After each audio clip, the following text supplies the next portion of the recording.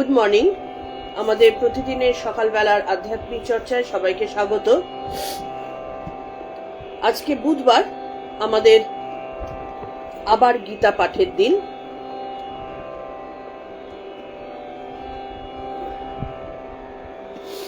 আমাদের চলছিল অষ্টম অধ্যায়।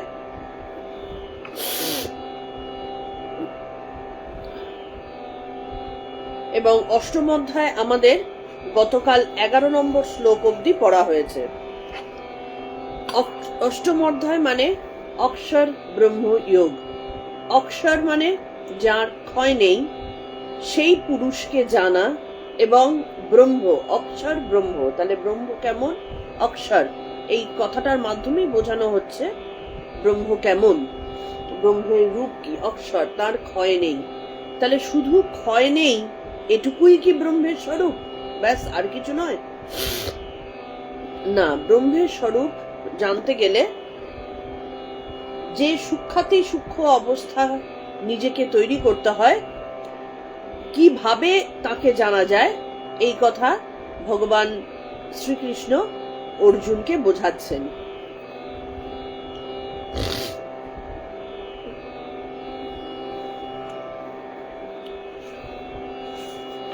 আমরা প্রতিদিনের মতন প্রণাম মন্ত্র দিয়ে শুরু করব।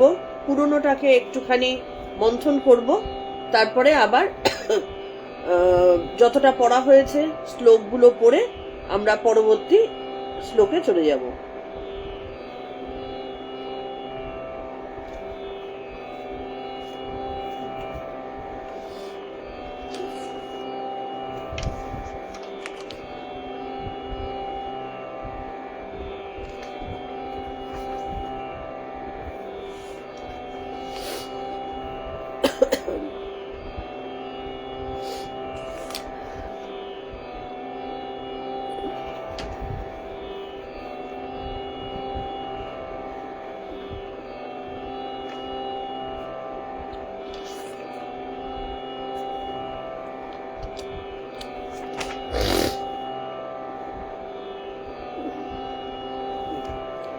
দশ, 11 এইগুলোতে ভগবান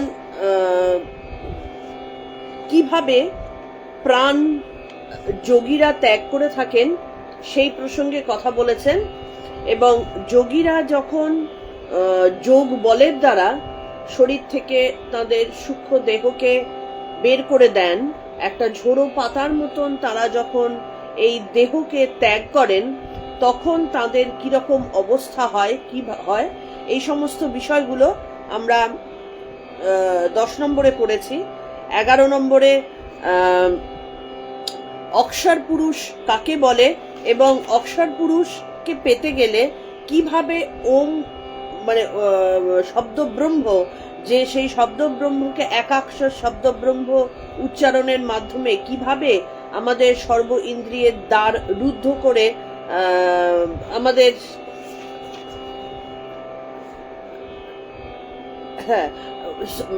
11 নম্বরে ব্রহ্মচারীরা কেন ব্রহ্মচর্য পালন করছেন, কঠোর তপস্যা করছেন, এই তপস্যার মাধ্যমে কি পাওয়া যায়, এই বিষয়গুলো তিনি বলছেন। আমি একটুখানি 10, 11টাকে আবার ঝালিয়ে নিচ্ছি, তারপরে আমরা নতুন জায়গায় যাব। তার আগে প্রণাম মন্ত্র দিয়ে শুরু করছি।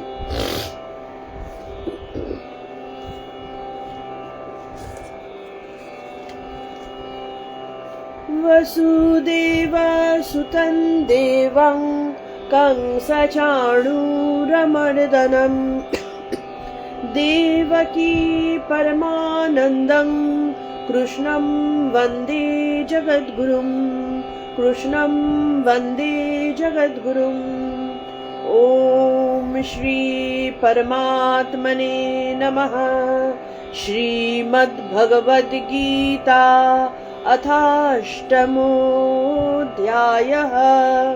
अर्जुन उवाच किं तद्ब्रह्म किमध्यात्मं किं कर्म पुरुषोत्तम अधिभूतै च किं प्रोक्तम् अधिदैवं किमुच्यते अधियज्ञः कथं कोत्र देहेऽस्मिन् मधुसूदन प्रयाणकाले च कथै ज्ञेयोऽसि नियतात्मभिः।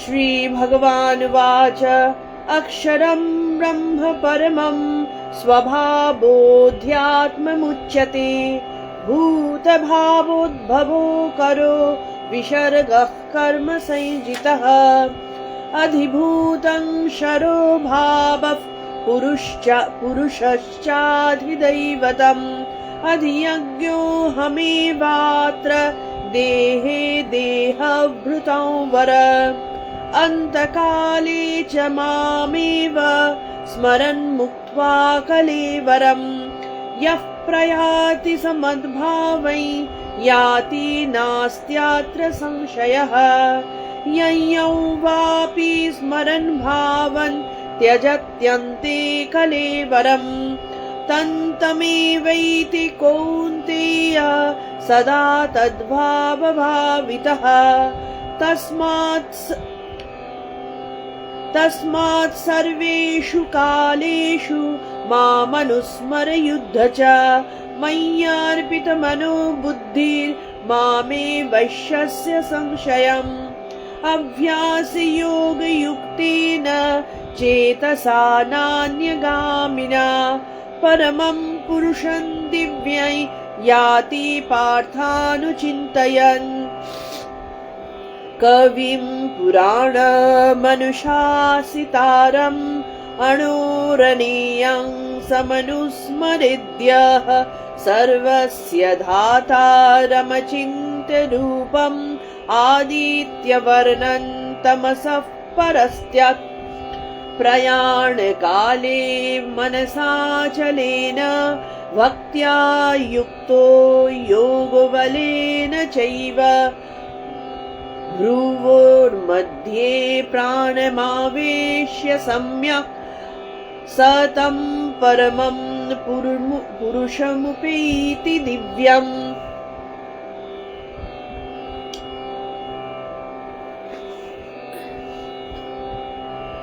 यदक्षरौ वेदविदो वदन्ति विशन्ति यदत्तयो वीतरागाः यदिच्छन्तु ब्रह्मचर्ये चरन्ति तत्ते পদম সংগ্রহেণ প্রবক্ষে। এই 11 নম্বর অবধি আমাদের পড়া হয়েছিল।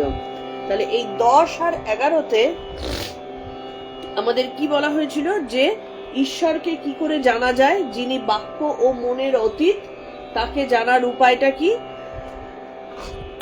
তিনি অদ্বিতীয়, তিনি কবি, তিনি ত্রিকালের দ্রষ্টা, তিনি অনাদি। এই এতগুলো কথা বলা হয়েছে।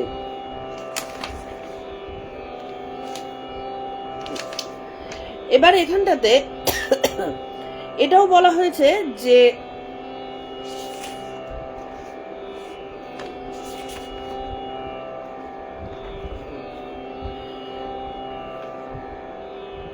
এই যে 10 নম্বরে বলা হলো যে মৃত্যুর সময় যখন যোগ চিন্তা সারা জীবন ধরে যারা করে গেছেন, তখন মৃত্যুর সময় এই যে আমাদের সুষুম্না নাড়ি দিয়ে যে আমাদের প্রাণবায়ু চলাচল করে, এই সুষুম্না নাড়ির মধ্যে দিয়ে প্রাণবায়ুকে 2 ভ্রুর মধ্যে নিয়ে এসে সহস্রারে উপস্থাপিত করে। মানে একদম যেখানটাতে বলে পুরুষ ও প্রকৃতির মিলন হলো। তাহলে পুরুষ আছেন ওপরে সহস্রারে অবস্থান করছেন, ভ্রুর মধ্যে আজ্ঞাচক্রে তিনি অক্ষর পুরুষ রূপে অবস্থান করছেন। আবার তিনি দেহী হিসাবে দেহের মধ্যে অবস্থান করছেন শক্তি রূপে। সবাইকে good morning. Poli good morning, শর্মিলাদি গুড মর্নিং, পম্পাদি গুড মর্নিং। তো তাহলে এই যে একেবারে দেহী অবস্থার থেকে মৃত্যুকালে যখন সময় হচ্ছে, কারণ যে কোনো সময় তো পুরুষ স্ত্রীর মিলন হতে পারে না, একটা বিশেষ সময়। তাহলে সেই মানুষের জীবের ক্ষেত্রে সেই বিশেষ সময়টা কি? সারা জীবন ধরে তাকে খুঁজে খুঁজে, তার জন্য অপেক্ষা করে করে, তাকে সন্ধান করে করে শেষ সময় একটা সময় তিনি দেখা দেন, মিলন হয়ে গেল, মানে বেরিয়ে গেল। এবার আমাদের মতো সাধারণ মানুষের কি মিলন হয়? সাধারণ মানুষ মরে, আর যারা যোগী, যারা জ্ঞানী, যাদের দেহবোধ চলে গেছে, তাদের ক্ষেত্রে সেটা আর মৃত্যু না, সেটা মিলন। কার সাথে মিলন? ঈশ্বরের সাথে মিলন, ভক্তের সাথে ভগবানের মিলন, স্ত্রীর সাথে পুরুষের মিলন, যেটা ভেতরে হতে থাকে। তাহলে কি হয়, একেবারে আমাদের মন কিন্তু সবার বেসিক্যালি মূলাধারে পড়ে থাকে। আমাদের দেহময়, আমাদের প্রাণ তো মূলাধারে, আমাদের দেহের বাইরে আমরা কিছু জানি না। আমাদের লোভ লালসা দিয়ে ঘেরা মন, সেই কারণে আমাদের মন কিন্তু মূলাধারে থাকে।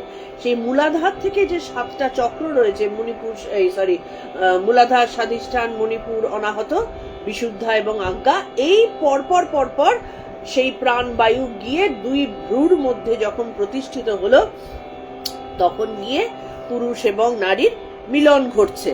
তাতে কি হচ্ছে, এই যোগীদের ক্ষেত্রে এবার আমরা বলছি, আমরা কিন্তু এখন আর সাধারণ মানুষের মৃত্যুর কথা বলছি না। সাধারণ মানুষের ক্ষেত্রেও যারা দীর্ঘকাল ধরে, যারা ঈশ্বর চিন্তায় নিজেদেরকে মগ্ন রেখেছে, মনকে সেই রকম সূক্ষ্ম করেছে, তাদের যোগীদের মতো মৃত্যু না হলেও তারা কিন্তু সেই সময় তাদের পরম পুরুষের সাক্ষাৎ পান। তারা কিন্তু, যারা সাধারণ মৃত্যুতে হাঁকুপাকু করতে থাকে, কিন্তু যারা চিরকাল ঈশ্বরের খোঁজে, আত্মখোঁজে যারা নিজেদেরকে নিমগ্ন রেখেছেন, তাদের কিন্তু মৃত্যুর সময় সেই রকম দেখবে ঊর্ধ্ব অংশ দিয়ে প্রাণবায়ু নির্গত হয়। তাদের হয় চোখ দিয়ে বেরোয়, মুখ দিয়ে বেরোয়, নাক দিয়ে বেরোয়, কান দিয়ে বেরোয়। কিন্তু যারা অতি মানে জাগতিক জীবনে, আচ্ছা বাই দ্য ওয়ে একটা কথা বলে রাখি, হতে পারে আমাদের এই 10-11টা বোঝাতে গিয়ে আমরা হয়তো নতুনটা নাও ধরতে পারি, কারণ 10-11 কিছু জিনিস যৌগিক ব্যাখ্যা রয়েছে, সেইগুলো আমাদের বাকি থেকে গেছে, সেগুলোকে আমরা আবার ইলাবোরেট করছি। তো তাহলে কি হলো, যে যেহেতু সাধারণ মানুষের মন একেবারে জগতের মধ্যে কেন্দ্রীভূত থাকে, তাদের দেখবে অনেক সময় পায়ু ছিদ্র দিয়ে প্রাণবায়ু ত্যাগ হয়। ইয়ের সময়, মৃত্যুর সময় বাথরুম হয়ে গেল, মৃত্যুর সময় পটি হয়ে গেল, এরকম প্রাণবায়ু ওই দিক দিয়ে বেরিয়ে যায়। আবার যারা একটু ভালো চিন্তনের পরিচয় দেয়, তাদের দেখবে মুখ দিয়ে প্রাণবায়ু বেরোলো, আরেকটু ঊর্ধ্বে কান দিয়ে, নাক দিয়ে বেরোলো, আরো একটু উপরে চোখ দিয়ে বেরোলো। এইভাবে দেখো ধীরে ধীরে তাদের ঊর্ধ্বগতি, এইভাবে যারা বেরোচ্ছে তাদের ঊর্ধ্বগতি হচ্ছে। কিন্তু যোগীদের কি হচ্ছে, যোগীদের একেবারে ব্রহ্মরন্ধ্র ফেটে তারা বেরোয়, এবং ভীষ্মের মতন যারা মহাযোগী, তারা কিন্তু স্বামীজির মতন যারা, তারা কিন্তু এইভাবেই, আধুনিক বিজ্ঞান সেটাকে বিশ্বাস করে না। আধুনিক বিজ্ঞান অনেক অদ্ভুত, তার হার্ট অ্যাটাক হয়েছিল, সেই কারণে চোখে রক্ত জমেছিল, এগুলো বলে। কিন্তু স্বামীজি তিনি কিন্তু সেই যোগক্রিয়ার দ্বারা তিনি ঊর্ধ্বে উঠে, তিনি যোগ বলের মাধ্যমেই কিন্তু শরীর ত্যাগ করেছিলেন। সেখানে কি হয়, এক নিঃশ্বাসে 20,736 বার তাদের কি বলে, ওঙ্কার ক্রিয়া হয়। ওঙ্কারের একটা ক্রিয়া যেটা রয়েছে, যেটা গুরু প্রদত্ত ক্রিয়া, সারা জীবন ধরে অভ্যাস করতে করতে সেই ওঙ্কার ক্রিয়া এক নিঃশ্বাসে 20,736, এটা কল্পনাতেই আনা যায় না। সেইটা করার পরে তখন তাদের ব্রহ্মরন্ধ্র অটোমেটিক্যালি ফেটে যায়, এবং এটা করলে পরম পদ প্রাপ্তি হয়। মানে ঈশ্বরের সাথে সেই যে ব্রহ্মরন্ধ্র সহস্রারে গিয়ে যে ফেটে গেল, এই ভ্রুর মধ্যে দিয়ে সহস্রারে ফেটে গেল, তখন সেটাকে বলা হয় পরম পদ প্রাপ্তি। আমি আগের দিন বলেছিলাম যে যখন মৃত্যু হয় জীবের, তখন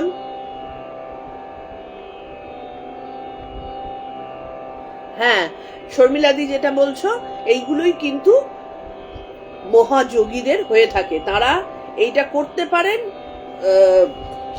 চিরকাল যোগাভ্যাসের কারণে। হ্যাঁ, তারা পারেন, সাধারণ মানুষের জন্য এটা হয় না।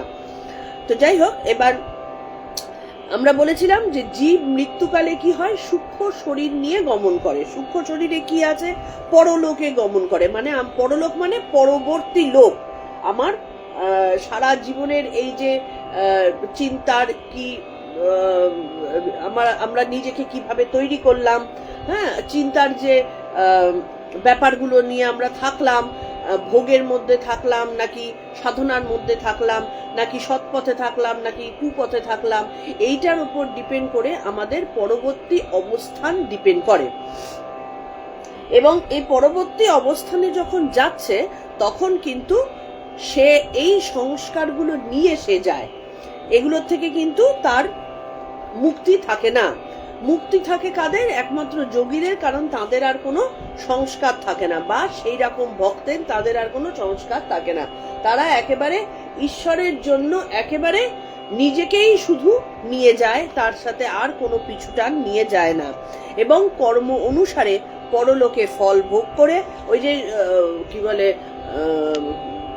একটা আছে তোমার, নরক বলে একটা জায়গা যেখানে জ্বলতে থাকে, হ্যাঁ, কি স্বর্গ বলে একটা জায়গা, এগুলো না, এগুলো সবই আগের দিন বলেছিলাম আমরা, বিভিন্ন ডাইমেনশন, যে ডাইমেনশনের বিভিন্ন, যেমন পৃথিবীতে একরকম মন্ডল রয়েছে, বায়ুমন্ডল, তার আলো এরকম, তার গন্ধ এরকম পৃথিবী রয়েছে, সেরকম বিভিন্ন ডাইমেনশন রয়েছে, পৃথিবী একরকম ডাইমেনশনে রয়েছে, তেমনি আরেকটা গ্রহের কথা বলছি না, একটা পূর্ণ ডাইমেনশন রয়েছে, যে ডাইমেনশনের আরেক রকমের তার প্রকৃতি রয়েছে, সেই প্রকৃতিতে যা ভোগ করতে হবে তাই ভোগ করবে। তো যারা, এগুলো হচ্ছে সাধারণ মানুষের পরলোকে, বা সবাই পরলোকে যাবে, তার পরবর্তী লোকে। ভালো লোক হলে ভালো জায়গায় যাবে, খারাপ লোক হলে খারাপ জায়গায় যাবে, এটাই স্বাভাবিক, যে যেরকম করবে সে যেরকমই থাকবে। এবার যারা নিষ্কাম জ্ঞানী পুরুষ, তারা চলে যায় ব্রহ্মলোকে। ব্রহ্মলোকে কি? যেখানে ব্রহ্মের সাথে, পরম ব্রহ্মের সাথে মিলেমিশে একাকার হয়ে যান, তাদের কোনো লোকান্তর প্রাপ্তি হয় না, অন্য কোনো লোক হয় না। এবার সেই ব্রহ্মলোকে যাওয়ার কি ব্যবস্থা, সেটাই কিন্তু ভগবান এখানে উপদেশ দিচ্ছেন। ভগবান শঙ্করাচার্য বলছেন যে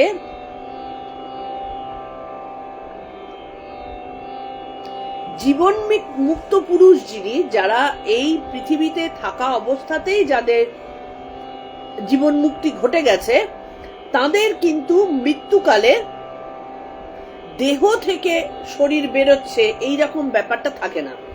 এই প্রসঙ্গে বলতে গিয়ে আগের দিন আমরা উইয়ের ঢিবির কথা বলেছিলাম। যেমন উইয়ের ঢিবির মধ্যে উই থাকে, আমরা মনে করছি বিশাল বড় একটা ক্যাসেল, বিশাল বড় একটা বালিয়াড়ি তারা উই বানিয়ে দিয়েছে, কিন্তু কাছে গিয়ে একটু টাচ করে দেখবে বালি ঝুরঝুর হয়ে পড়ে গিয়ে সেই চেকেচাই হয়ে যায়। তাহলে জ্ঞানী পুরুষের দেহের প্রতি কোনো রকম অ্যাটাচমেন্ট বা দেহ বোধ কিছু থাকে না, তাদের দেহটা জাস্ট আছেই, দেহের মধ্যে তার সেই আত্মা তিনি আছেনই শুধুমাত্র, কিন্তু সেই দেহের কোনো ভুসভুসে একটুখানি এদিক থেকে ওদিক হলেই, ঈশ্বরের ডাক আসলেই সে ওই দেহ ফেটে সে বেরিয়ে চলে যাবে। সেই কারণে জ্ঞানী পুরুষের দেহ নষ্ট হলে এবার তখন তার কি অবস্থা হয়? তখন তাদের কোনো কষ্ট বোধ হয় না, তাদের মৃত্যু বিষয়ে যে আমাদের প্রচন্ড ছটফটানি, সেই রকম কোনো ব্যাপার থাকে না। এবং তাদের যখন লোকান্তরে যায়, তারা যখন এই মরজগৎ থেকে তারা যখন লোকান্তরে যান, তাদের কোনো রকম আলাদাভাবে আমি যাচ্ছি এরকম কোনো উপলব্ধি বিশেষ কিছু হয় না। আমাদের যেমন হয়, আমাদের আত্মা ওই জন্য শ্রাদ্ধ শান্তির জন্য ঘুরঘুর করে। এবার সবাই বলতেই পারে তাহলে কি শুধু এটা হিন্দু ধর্মেই হয়, অন্য ধর্মে হয় না?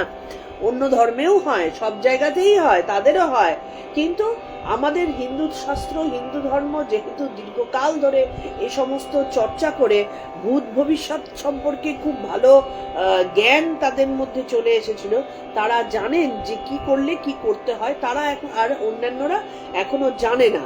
হ্যাঁ, সেই কারণে তাদের বারবার ওই কর্মময় জগতে ফেরত আসতে হয় এবং অশান্তির মধ্যে পড়তে হয়। কিন্তু হিন্দু ধর্মে কর্মফল অনুযায়ী তারা কিন্তু পরবর্তী এই যে শ্রাদ্ধ শান্তি বা যে ধরনের ক্রিয়াকলাপ আমাদের মধ্যে করা হয়, সেগুলো এখনকার দিনের আধুনিক শিক্ষায় শিক্ষিত লোকেরা যদিও এটাকে তুচ্ছ তাচ্ছিল্য করে থাকেন, কিন্তু এগুলোর বিশেষ ব্যাখ্যা রয়েছে এবং এগুলোর কারণও আছে, এগুলো করতে হয়।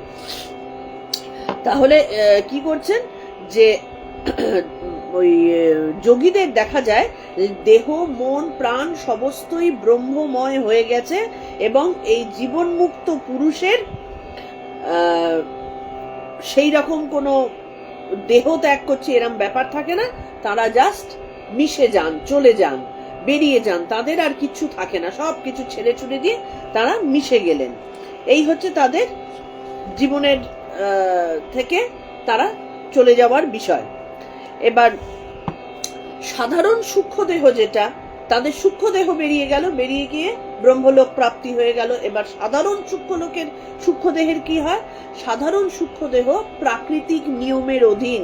আমরা কিন্তু যখন আমাদের দেহ থেকে, বডি থেকে যখন সূক্ষ্ম দেহ বেরোচ্ছে, তখন সেটা কিন্তু আমাদের প্রাকৃতিক নিয়মগুলোর বাইরে না।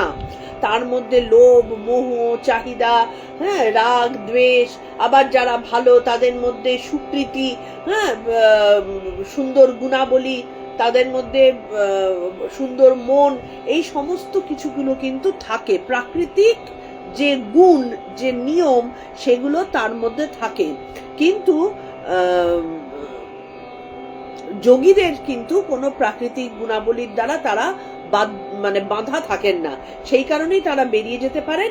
আর আমাদের যেহেতু প্রাকৃতিক গুণাবলীগুলো থাকে, ওই জন্য আত্মার কিন্তু লালসা থাকে, আত্মার খিদে থাকে, আত্মার জল তেষ্টা থাকে।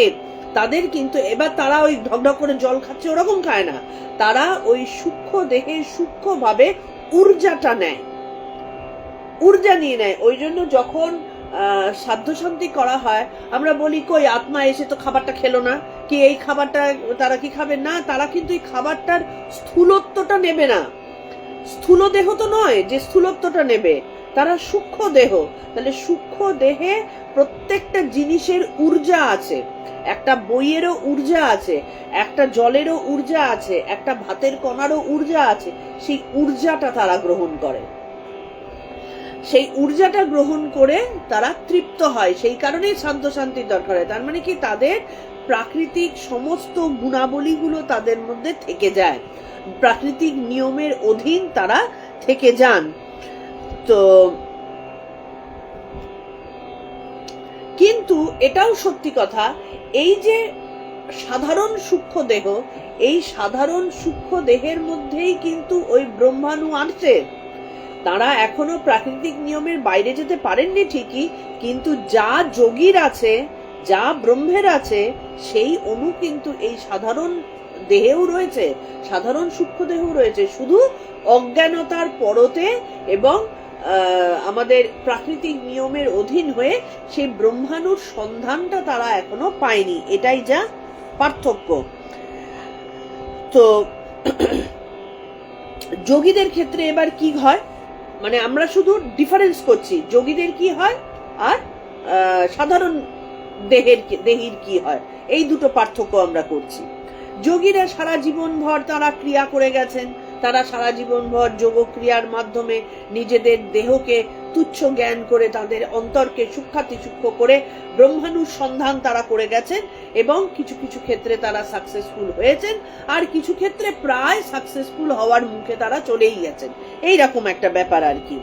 তাহলে ক্রিয়া করলে ক্রিয়ার একটা পরাবস্থা, ক্রিয়া করার পরের অবস্থা, পরাবস্থা একটা আছে। সেই সময় যেমন ধরো তুমি যখন প্রচন্ড এক্সারসাইজ করছো, এক্সারসাইজের পরবর্তী একটা অবস্থা হয় তোমার বুক হাঁপড়ের মতো হাঁপাবে, ঘাম হবে, শরীর বলিষ্ঠ হবে, হ্যাঁ, আবার মানে বিভিন্ন রকম অবস্থা। তাহলে ক্রিয়ারও একটা পরাবস্থা আছে। সেই ক্রিয়ার পরাবস্থা যেটা হয়, সেইটাই হচ্ছে আত্মার ঐশ্বর্য।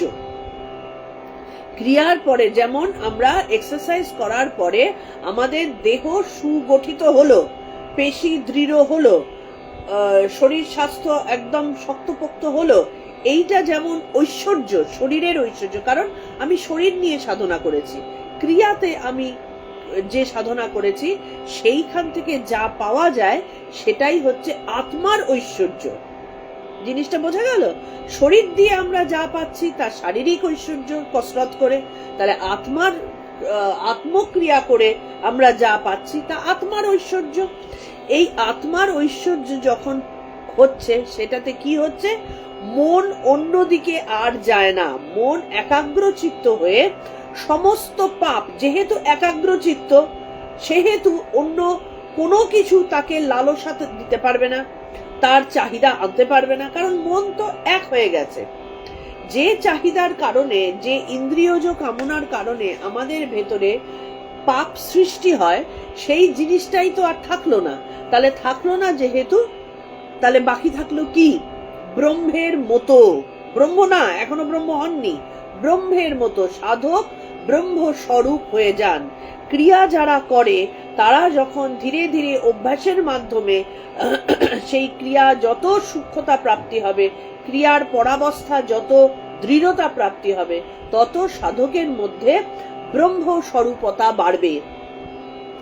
কারণ তিনি ধীরে ধীরে সর্বপাপ থেকে বিমুক্ত হয়ে সাধক ব্রহ্ম স্বরূপ, ব্রহ্মের যে গুণাবলীগুলো, ওই যে আত্মার গুণ বললাম না, সেই আত্মার গুণাবলীর মতো ব্রহ্মের গুণাবলীগুলো তার মধ্যে আরোপিত হতে থাকে। সেই জন্য তিনি ব্রহ্ম স্বরূপ হয়ে যান। তাহলে ব্রহ্মস্বরূপ হলে কি হয়? এই জন্য ক্রিয়ার পরাবস্থা যার যত বেশি হয়, ঠিক যেমন শারীরিক কসরত প্রপারলি যে যত বেশি করতে পারবে, তার তত বেশি সেই শারীরিক দৃঢ়তা আসবে। সেই ক্ষেত্রে শারীরিক দৃঢ়তার থেকে তার মনও দৃঢ় হবে। দেখো, শরীর দিয়েই মন যায়। যে খুব ভালো ফিজিক্যাল এক্সারসাইজ করে তার মনও দেখবে চনমনে থাকবে। তাহলে এই তার তত বেশি কি হয়, এই ক্রিয়ার পরাবস্থায় তারা তত বেশি সত্য সংকল্প এবং সর্বজ্ঞ, তাদের এগুলো হচ্ছে ঐশ্বর্য, এই ঐশ্বর্যগুলো তাদের মধ্যে আসতে থাকে। যত ক্রিয়ার পরাবস্থা থাকবে তত তার মধ্যে ভালো হবে, তত তার মধ্যে এই ব্রহ্মের গুণাবলী, ব্রহ্ম কি? ব্রহ্ম সত্য, ব্রহ্ম এক ও অদ্বিতীয় এবং সত্য, আগেও সত্য, এখনো সত্য, পরেও সত্য। এই সত্যতা হচ্ছে ব্রহ্মের বিশেষত্ব। তাহলে এই সত্য সংকল্প তার মধ্যেও আসে এবং তিনি সর্বজ্ঞ হয়ে যান। এই ধরনের ঐশ্বর্যগুলো আসতে থাকে। কিন্তু যারা এই ঐশ্বর্য যে কোনো যোগীর আসবে, মানে যোগাভ্যাস করলেই ধীরে ধীরে যোগের ক্রিয়ার সাথে ওইগুলো এসে ডুববে, ওটা স্বাভাবিকভাবে। কিন্তু যিনি একেবারে দৃঢ় প্রতিজ্ঞ হয়ে, অটল হয়ে আত্মজ্ঞান লাভের উদ্দেশ্যে বা ঈশ্বরের সাথে মিলনের উদ্দেশ্যে যখন যোগী আরো উচ্চতার দিকে পৌঁছান, তখন তার মধ্যে কিন্তু ঐশ্বর্য আর থাকে না। এবার থাকে না বলাটা কিভাবে বলবো, তার মানে সুপ্ত অবস্থায় থাকে। যেমন ঠাকুর শ্রী রামকৃষ্ণের মধ্যে মানে অষ্ট ঐশ্বর্য, অষ্ট সিদ্ধি তার মধ্যে কিলবিল করছে, কিন্তু কেউ কি কোনোদিনও দেখতে পেয়েছিল? বিশেষ বিশেষ ক্ষেত্রে ওটা হয়তো তার অন্তরঙ্গ যারা তারা অনুভব করেছিলেন, কিন্তু সাধারণ মানুষ কি সাধারণের চোখেই দেখেছে? তো সেই রকম তার মধ্যে কোনো ঐশ্বর্য আর সেইভাবে প্রকটিত থাকে না। তার কারণ তার সংকল্প ও ইচ্ছা বলে আর কিছু থাকে না। আমাদের ভেতরে সংকল্প থাকে, এটা করব, ওটা করব, ইচ্ছা থাকে, আমার এটা হলে ভালো হয়, লোভ থাকে, কিন্তু যোগী তো যোগক্রিয়ার মাধ্যমে তিনি এগুলোকে বিসর্জন দিচ্ছেন। তাহলে বিসর্জন দিচ্ছেন যেহেতু, তার মধ্যে আর কোনো সংকল্প নেই, তার মধ্যে আর কোনো কামনা নেই, তিনি একেবারে পূর্ণরূপে শূন্যতায় পৌঁছে যাচ্ছেন ধীরে ধীরে। তাহলে সেই কারণে সেই যোগীর মধ্যে সেই ইচ্ছা বা সংকল্প, এই পুরো জিনিসগুলো না থেকে তিনি কি হচ্ছেন? শুদ্ধ চৈতন্যে অবস্থান করছেন। ঠাকুরের ধ্যান মূর্তিটা দেখবে, তিনি যখন পার্থিব দেহ নিয়ে আমাদের এখানে পৃথিবীতে লীলা করে গেছেন, তার ধ্যান মূর্তিটা দেখবে শুদ্ধ চৈতন্য, কিচ্ছু নেই, তার দেহটা কলসের মতন আছে, তার না আছে কোনো কামনা, না আছে বাসনা, না আছে সংকল্প, কিচ্ছু নেই, শুদ্ধ চৈতন্যে তিনি অবস্থান করছেন। সেই কারণে যোগী যখন এইরকম অবস্থায় পৌঁছান, তার মধ্যে শুদ্ধ চৈতন্যে তিনি অবস্থান করেন। আর এটা হচ্ছে পরম যোগী, মানে যিনি একদম শুদ্ধ জায়গায়, শুদ্ধতম জায়গায় পৌঁছে গেছেন। আর যারা মুক্ত পুরুষ, যারা মুক্ত হয়ে গেছেন, তাদের কি হচ্ছে? তাদের মধ্যে সত্য সংকল্প গুণ দেখা যায়। তারা তখনও মুক্ত পুরুষ, মানে জাগতিক এই যে জাগতিক বন্ধনের মধ্যে থেকে তারা মুক্ত, জগতের প্রতি তাদের কোনো বন্ধন নেই, কিন্তু তারা এখনো ওই পরম ব্রহ্মের সাথে মিলিত হয়ে যাননি। এই দুটো পার্থক্য। আগে যাদের কথা বললাম, তারা ব্রহ্মস্বরূপ হয়ে গেছেন, আর এরা ব্রহ্মের দিকে পৌঁছেছেন প্রায় একেবারে। হ্যাঁ, তাদের মধ্যে তখন কি হয়, কিছু সত্য সংকল্পের গুণগুলো দেখা যায়। তাদের ইচ্ছা মাত্রই তাদের সামনে বিভিন্ন দেব দেবী দেবতা এবং পিতৃগণ, তাদের পূর্বপুরুষ পিতৃগণ তারা আবির্ভূত হন। তাদের ইচ্ছা তখনও কাজ করতে পারে। আর যারা একেবারে ব্রহ্মে পৌঁছে গেছেন তারা তো জানেন ওই পিতৃ আর কে।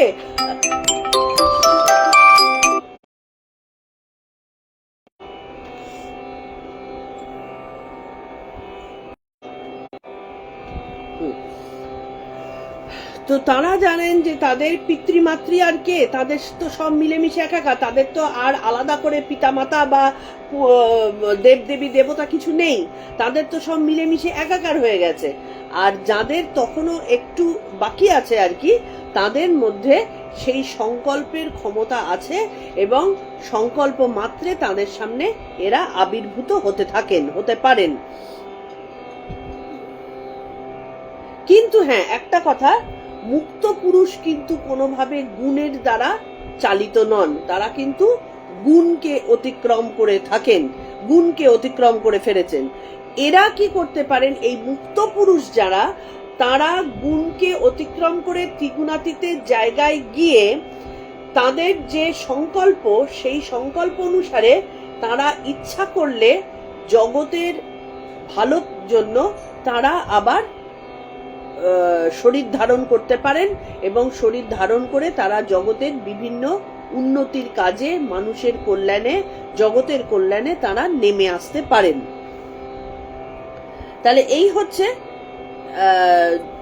মানে দুটো খুব সূক্ষ্ম পার্থক্য, বিশাল কিছু। কারণ যিনি ঈশ্বরের সাথে মিশে গিয়ে একেবারে পরম ব্রহ্ম হয়ে গেছেন, আর যিনি পরম ব্রহ্ম অবস্থা প্রাপ্ত হতে হতেও তিনি বলছেন যে না, আমি জগতের জন্য নেমে আসব, এই দুটোর মধ্যে পার্থক্য কিন্তু খুব সাধারণ, বিশাল কিছু পার্থক্য কিন্তু নেই। কিন্তু তাদেরও আমাদের পৃথিবীতে প্রয়োজন আছে, পৃথিবীতে আবির্ভাবের প্রয়োজন আছে, না হলে আমাদের পৃথিবীতে মাঝে মধ্যেই এই জীব দেহ এমন গন্ডগোল পাকিয়ে দেয়, পৃথিবী তো ধ্বংসের মুখে চলে যায়। তখন আবার পুনরায় তাদেরকে রাস্তা দেখাবার জন্য এই ধরনের মহাপুরুষদের আবির্ভূত হতে হয়। আচ্ছা, এইটাই কিন্তু আমাদের 10 নম্বরে ছিল। এবার 11 নম্বরে আমরা কি জেনেছিলাম? 11 নম্বরে আমরা জানলাম যে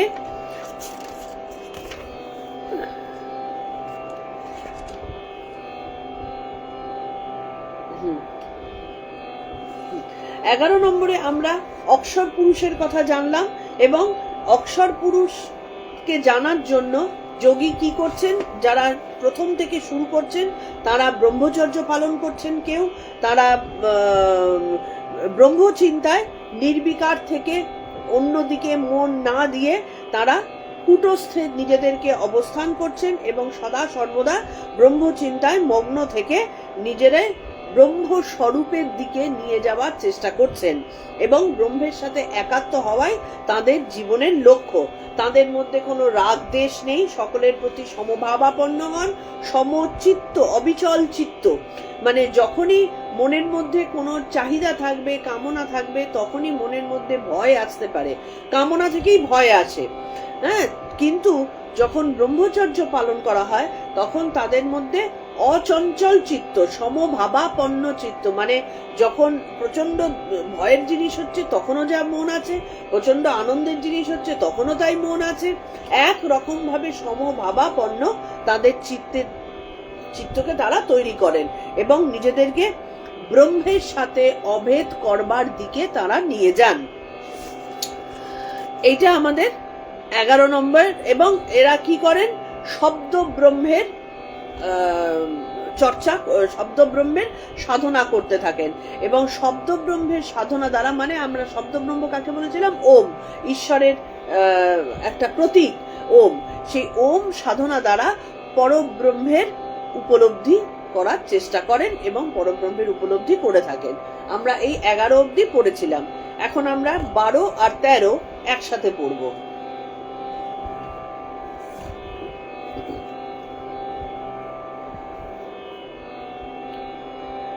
सर्वद्वाराणि संयम्य मनोहृदि निरुद्ध च मूर्ध्नाधायात्मनः प्राणम् आस्थितो योगधारणम्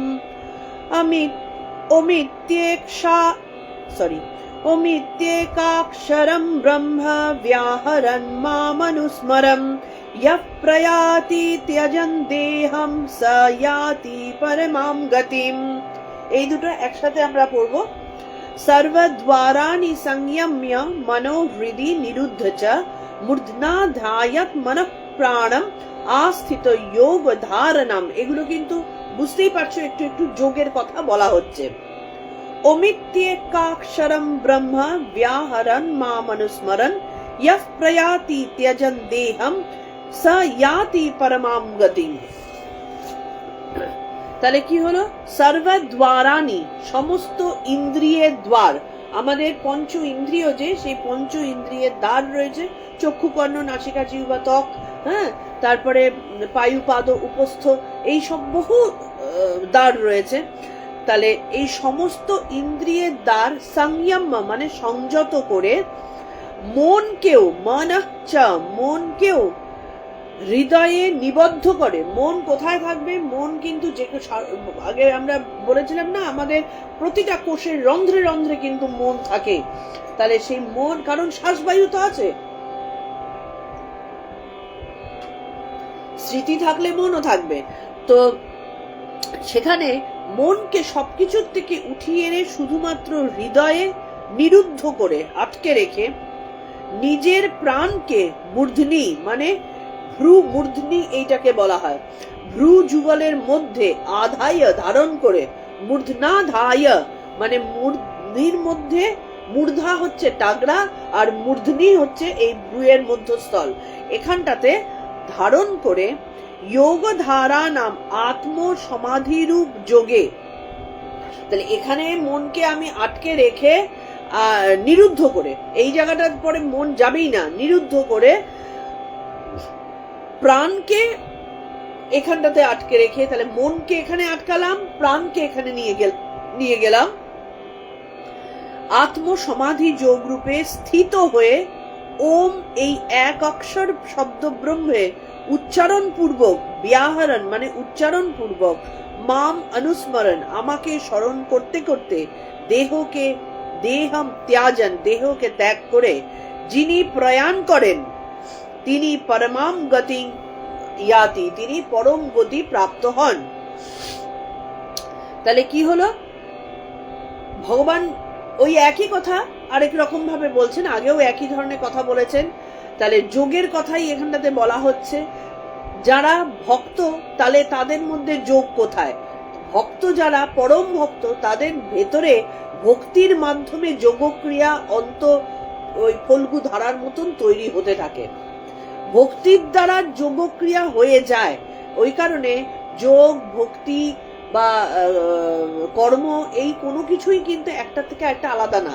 যিনি কর্মযোগী, সত্যিকারের কর্ম করা না, আমরা এই কর্ম আর কর্মযোগী দুটোর মধ্যে অনেক পার্থক্য আছে। সারাদিন ধরে গাধার খাটনি খেটে যখন বাড়িতে ক্লান্ত হয়ে ফিরি, এটা হচ্ছে কর্ম। সবাই বলে ও বিশাল কর্ম করে ফেললাম, এটা কর্ম না, এটা হচ্ছে দিনগত পাপক্ষয়। কিন্তু যিনি কর্মযোগী তিনি কখনো ক্লান্ত হবেন না।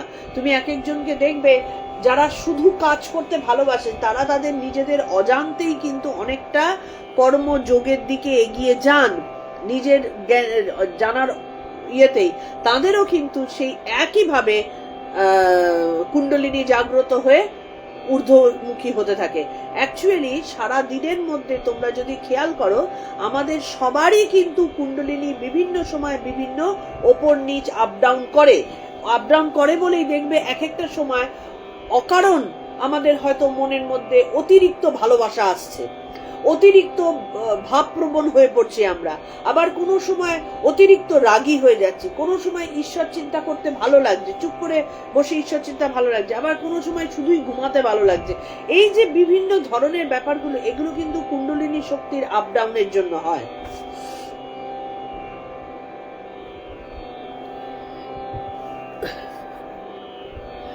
তো এই কুণ্ডলিনী শক্তি যখন এক একটা জায়গায় স্থিত হয়, যোগের দ্বারা স্থিত, আমি মনে করছি আমার কুণ্ডলিনীকে আমি বিশুদ্ধা চক্রের নিচে নামতে দেব না, তিনি মনে করলেন এবং তিনি স্থিতি ওখানটাতে করলেন।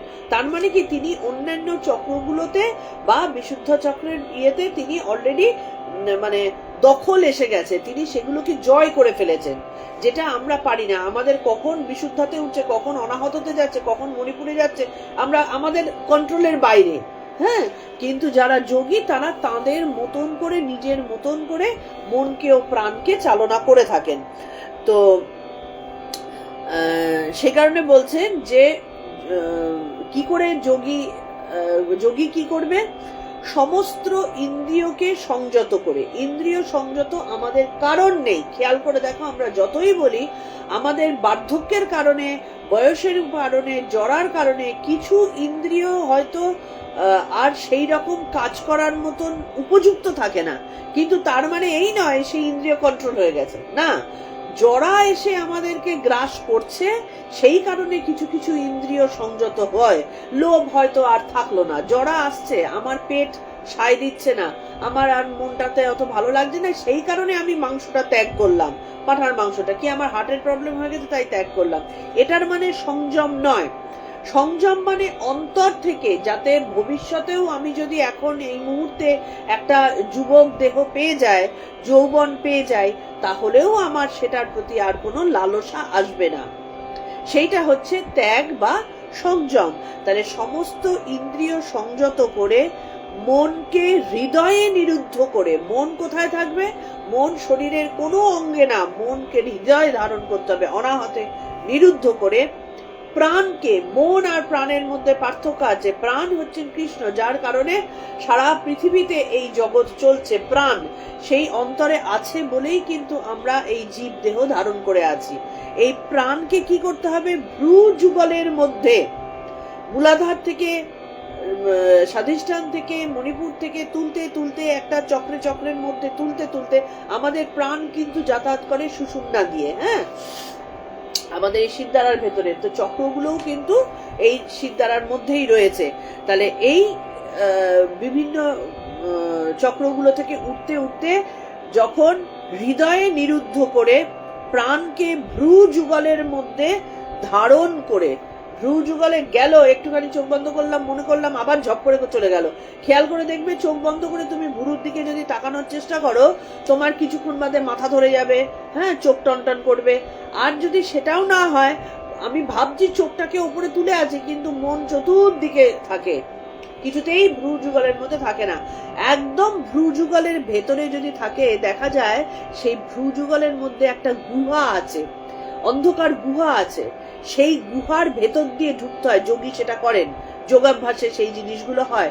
সেই গুহার ভেতর দিয়ে ঢুকতে হয়। হ্যাঁ, সেই ঢোকার রাস্তা ঈশ্বরই করে দেন, সেইখানে যদি ধারণ করা যায়। আরো অনেক ঘটনা আছে যেগুলো আমরা যৌগিক ব্যাখ্যার মধ্যে গেলে অনেক কঠিন, এই জিনিসগুলো ব্যাখ্যা করা অনেক কঠিন আর কি। তো যাই হোক, এবার প্রাণকে ভ্রু যুগলের মধ্যে ধারণ করে ওখান থেকে আর নামবে না, আত্ম সমাধি রূপ যোগে স্থিত হয়ে। তাহলে ভ্রু যুগলের মধ্যে যখন আমি ঢুকছি, তখন আত্ম সমাধি, বাইরের সাথে আর কোনো সংযোগ নেই, ওইখানটাতেই ঢুকে যাচ্ছে, সেই গুহার মধ্যে দিয়ে সে ঢুকছে, সে তার যাত্রা পথে চলে গেছে। ওম এই একাক্ষর উচ্চারণ পূর্বক, এই ওম উচ্চারণ করতে করতে যিনি দেহত্যাগ করেন, তিনি পরম গতি প্রাপ্ত হন। তাহলে ওম উচ্চারণ, আমাদের মৃত্যুকালেও অনেকে কিন্তু ওম উচ্চারণ করে থাকেন। অবশ্যই সেই ওম উচ্চারণের অতীব সুফল তো রয়েছে, কিন্তু যোগীর ওম উচ্চারণ করার মাধ্যমে যোগী প্রাণকে অলরেডি ঈশ্বর পথে চালনা করে দিয়েছেন, সুতরাং ওই রাস্তা ধরে ঈশ্বর আসবেন। আর যারা সাধারণভাবে ওম উচ্চারণ করে, তারা সংস্কার অনুযায়ী, যেহেতু তার সংস্কার ভালো, শুভ সংস্কার, সেই জন্য মুখ দিয়ে অ্যাটলিস্ট ওমটা বেরিয়েছে, না হলে কিচ্ছু বেরোতো না, ওরে বাবাকে করতে করতে সে মরে যেত। তাহলে শুভ সংস্কারের মাধ্যমে তিনি যেহেতু প্রাণ ত্যাগ করছেন, তিনি সেই সংস্কারের ফলাফলটা তিনি ভোগ করবেন। আর যোগী কি করছেন? যোগী ওমের মাধ্যমে যখন প্রাণ ত্যাগ করছেন, তখন তার শুধু এটা ঠোঁটস্থ না, তখন তার অলরেডি প্রাণ 2 ভ্রু যুগলের মধ্যে তিনি ঢুকিয়ে দিয়েছেন। তাহলে দেহত্যাগ কালে অক্ষর ব্রহ্মের প্রতীক, এই অক্ষর ব্রহ্মের একটা প্রতীক রূপে যখন ওম উচ্চারণ করে, ওমকার উচ্চারণ করে কি করে পরম পদ পাওয়া যায়, তাহলে যদি কোনো যোগী ওম উচ্চারণ করতে করতে ভ্রুযুগলের মধ্যে সেই কূটস্থে নিজের ব্রহ্মরন্ধ্রের মধ্যে ঢুকে গিয়ে তিনি যখন প্রাণ ত্যাগ করছেন, তখন ঈশ্বর অলরেডি উল্টো দিক থেকে কাছে এসে গেছেন। এইভাবে তিনি পরম পদ অভ্যেস করছেন। তাহলে ব্রহ্মজ্ঞ কি করে হওয়া যায়? এক কথায় সংযম অভ্যেস করতে হবে, আর কিচ্ছু না। সংযম বিভিন্নভাবে মন থেকে, প্রাণ থেকে, শরীর দিয়ে, সমস্ত কিছু দিয়ে সংযম, সংযম এবং সংযম। এই সংযমটা কি কি? সর্বদ্বারানি সংযম্য। সর্বদ্বার কোনটা? চক্ষু, কর্ণ, নাসিকা, জিহ্বা, ত্বক, এই 5টি ইন্দ্রিয় দ্বার। এই সব কিছু দিয়ে আমরা ভোগ করি। এই ইন্দ্রিয় দ্বার আছে বলেই আমাদের মন কিন্তু চঞ্চল হয়ে আছে, এবং মন জানছে যে আমার এই ইন্দ্রিয় দিয়ে আমি যখন যেটা চাই তখন সেটা পেয়ে যেতে পারি। তাহলে এই ইন্দ্রিয় দ্বারকে যদি রুদ্ধ করে দেওয়া যায়, তাহলে আর চিত্তের কোনো বিক্ষেপ আসে না, তখন মন আপনা আপনি শান্ত হতে থাকে। ঠিক যেরকম আমাদের আরেকটা কি আছে? অতি ইন্দ্রিয় আছে। অতীন্দ্রিয় কি? মন, বুদ্ধি, চিত্ত, অহংকার, এগুলো দিয়েও কিন্তু আমাদের ভোগ হয়। এই সমস্তটাই যখন বন্ধ করে দেওয়া যায়, সমস্ত জানলা দরজা যখন বন্ধ করে দেওয়া যায়, তখনই একমাত্র মানুষ নিজের ভেতরে দৃষ্টি দিতে পারে। তার আগে কিছুতেই পারবে না। হাজার মুখে বড় বড় কথা বললেও পারবে না, হাজার শিক্ষিত হলেও পারবে না, হাজার বুদ্ধি থাকলেও পারবে না।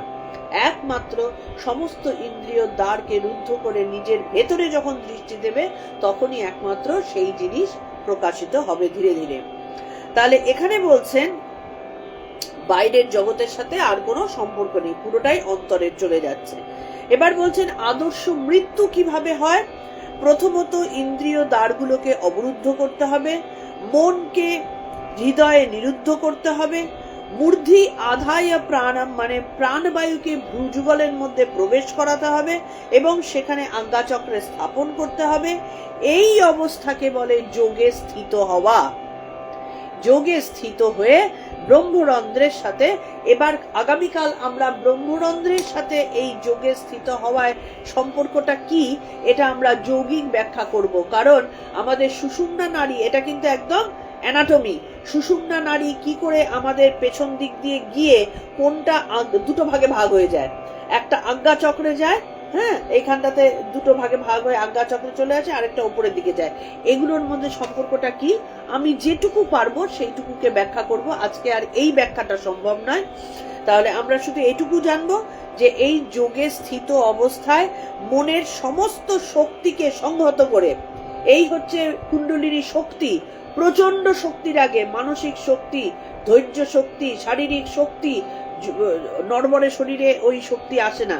তো সেই সমস্ত শক্তিকে সংযত করে ব্রহ্মরন্ধ্রে স্থাপিত হয়ে আমাদের 7টা চক্রকে ভেদ করে যখন মা মনুস্মর, তাহলে মা মনুস্মরণটা কিভাবে করছেন?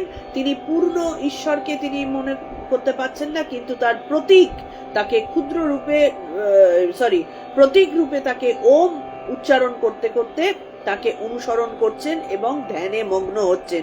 অনুধ্যানে, পরমেশ্বরের অনুধ্যানে মগ্ন হচ্ছেন। আর কোনো সম্পর্ক নেই বাইরের জগতের সাথে। বিশ্বের এই জিনিস হয়েছিল, তিনি যোগের মাধ্যমে তিনি দেহত্যাগ করেছিলেন। এইভাবে যার মৃত্যু হয় সে ভাগ্যবান, এবং মৃত্যুর সঙ্গে সঙ্গে তারা পরমেশ্বরের সাথে বিলীন হয়ে যান এবং পরম গতি অর্থাৎ মোক্ষ লাভ করেন। সুতরাং প্রশান্ত চিত্তে দেহত্যাগ করবার যে সামর্থ্য আমরা যে করব, এই যে প্রশান্ত চিত্ত, মনে কোনো চঞ্চলতা নেই, পাগল পাগল অবস্থা নেই, কোনো যন্ত্রণা নেই, কোনো ভয় নেই, কোনো রাগ নেই, কোনো লোভ নেই, এইভাবে প্রশান্ত চিত্তে আমি ঈশ্বরের সাথে মিলিত হতে যাচ্ছি। এইভাবে মিলিত হবার কারণে সারা জীবন ধরে সেটাকে অর্জন করতে হয়। আমরা ভাবি শেষ মুহূর্তে বয়সকালে এসে একটু পুজো পাঠ করলাম, দুটো মন্ত্র উচ্চারণ করলাম আর হয়ে গেল। না, সারা জীবন ভর অভ্যেস করলে তবে গিয়ে আমরা সেই রাস্তায় পৌঁছতে পারি। এবার যারা সবাই কি আর যোগী হতে পারছে? যারা যোগী হতে পারছে না, অন্তত সেই রাস্তাটা তো, সঠিক রাস্তাটা তো ধরছে। সবাই গিয়ে হয়তো ডেস্টিনেশনে পৌঁছতে পারছে না, কিন্তু রাস্তাটা তো ধরে ফেলছে। রাস্তা ধরে ফেললে কি হবে? পরবর্তী জন্ম যখন আমার এখানে হবে, সুগম যাত্রা হবে, সেই পরবর্তী জন্মটা সুন্দরভাবে, সবকিছু ভালোভাবে, পবিত্রভাবে, আনন্দময় ভাবে আমরা নতুন জীবনকে আবার আরো একটু এগিয়ে নিয়ে যাব। অলরেডি আমাদের যোগ সাধনা করা আছে, রাস্তায় পড়ে গেছি। তাহলে রাস্তায় পড়ে গেলে ডেস্টিনেশনে পৌঁছানো আর কি এমন ব্যাপার? এইভাবে সারা জীবন ধরে ধীরে ধীরে অর্জন করে, যাতে করে শেষ মুহূর্তে ব্রহ্ম চিন্তা আমরা করতে পারি। এই ব্রহ্ম চিন্তা করতে করতে দেহ ত্যাগ করাকে বলা হয় দেবযান মার্গে গমন করা। দেবযান মার্গে গমন করার সময় উত্তরায়ণে, তারা তখন উত্তরায়ণে তাদের দেহত্যাগ হয়, যেটা যেটা ভীষ্মের হয়েছিল। এবং দেবযানে তারা ওই যে রাস্তায় পড়ে যাওয়া মার্গে, দেবযানে গমন করা মানে ওই সঠিক রাস্তায় পড়ে গেছি। বাদ বাকি আমাদের তো অন্ধকারে ভটকাতে হয়। হ্যাঁ, সে কোন দিকে যাচ্ছি পাগলের মতন, মৃত্যুর একটা ভিডিও আমি দেখেছিলাম, ডেঞ্জারাস হয় আর কি। তো যাই হোক, সেই রাস্তায় পড়ে একবার গেলে আর হারাবার ভয় নেই। আমি জানি ঠিক সময় ঠিক জায়গায় আমরা পৌঁছে যাব, আর কিছু হোক না হোক রাস্তাটা পেয়ে গেছি।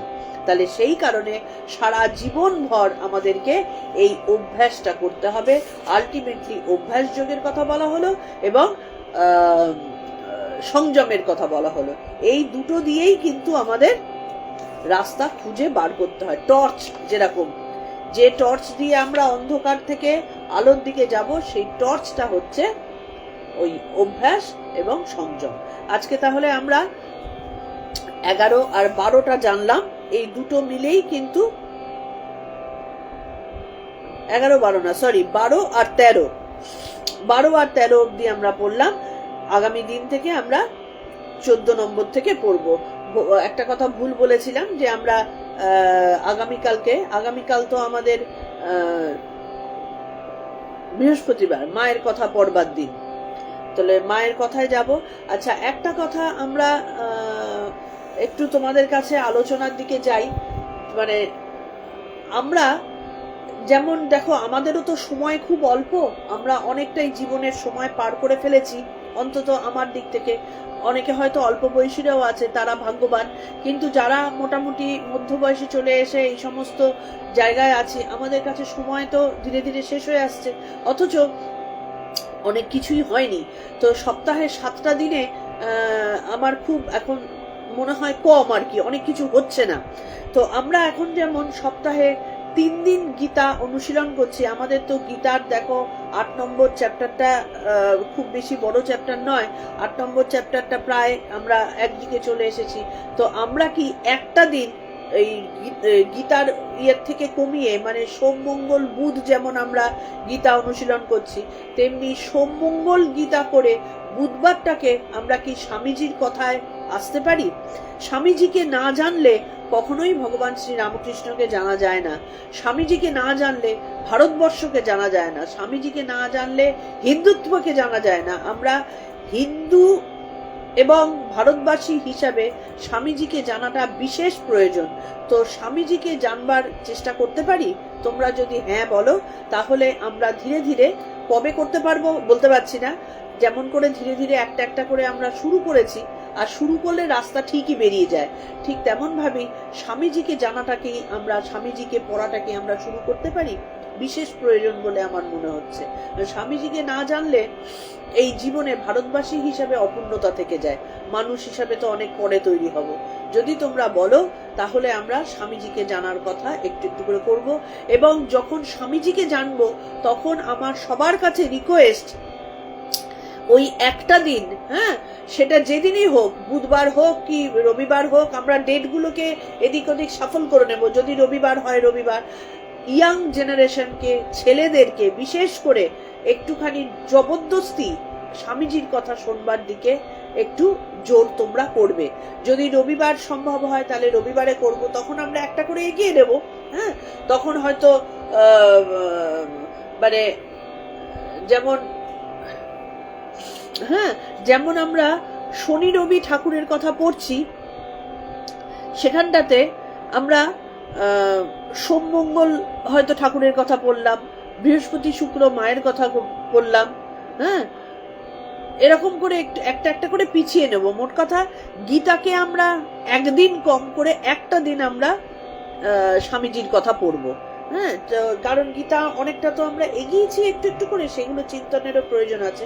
কবে থেকে করব বলতে পারছি না, কিন্তু তোমরা সবাই, বিশেষ করে ছেলেদের, বাচ্চাদের, অল্প বয়সী বাচ্চাদের, বুঝতে পারুক না পারুক, যাদের নাতি পুতি আছে তাদের নাতি নাতনিদের, যাদের ছেলে আছে তাদের ছেলেদের একটু পুশ দরকার আছে। কারণ জোর করে না করলে কিছু জিনিস হয় না।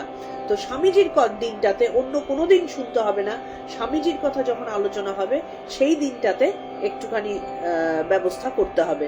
রেডি করতে থাকো, কবে শুরু করতে পারবো জানি না, কারণ নিজে অনুভব না করলে তো করা যায় না।